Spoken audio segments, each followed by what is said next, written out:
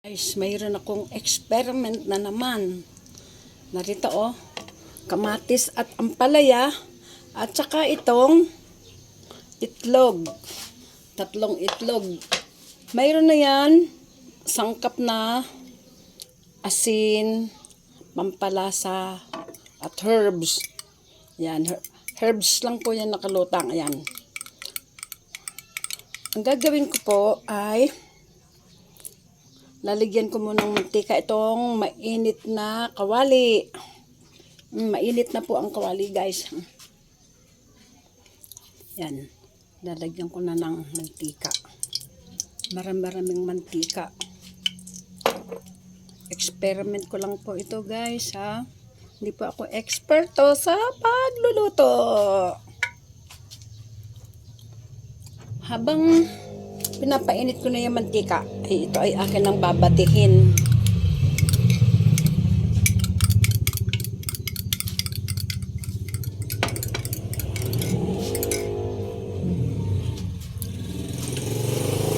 Ito na ay aking aayusin.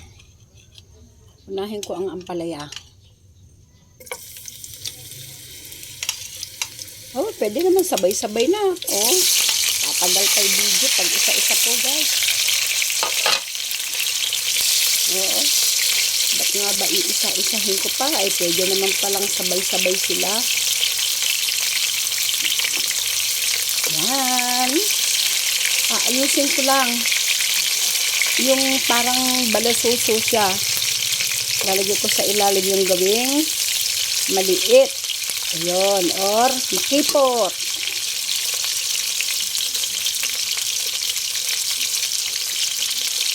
Itong ampalaya, lulutuin ko muna ng konti. Kontita. Opo.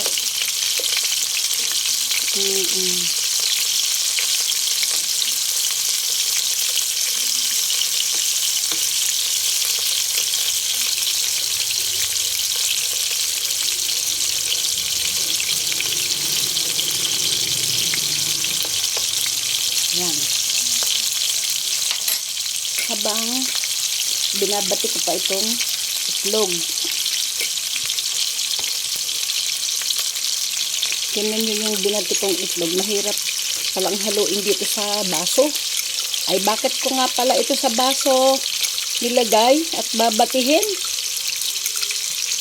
Eh, dapat ay sa mangkok o sa plato. Oh, ngunit kasi po, ay ganito po ang aking gagawin. Pwede na to. Pwede na to. Ganito po kasi ang aking plano. Ayan o. O, tingnan niyo po, lalagay ko na po. Unahin ko na sa ampalaya. Ayun. Ay, nakabaso pa. Sumusobra din naman pala.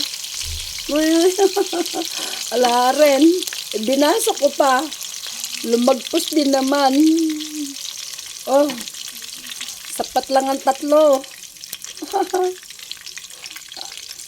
Yan, parang kinulang ba doon kasi lumagpas yung itlog. Tuloy-tuloy kasi itlog madulas eh. Ayan po, intayin ko na lang na ano kaya ito maluto kaya yan, ibabaw na yan. Naluluto na yung gilid eh. Tingnan ko kung anong mangyayari. Paano ko yan ngayon babaligtarin? Yun ang tanong.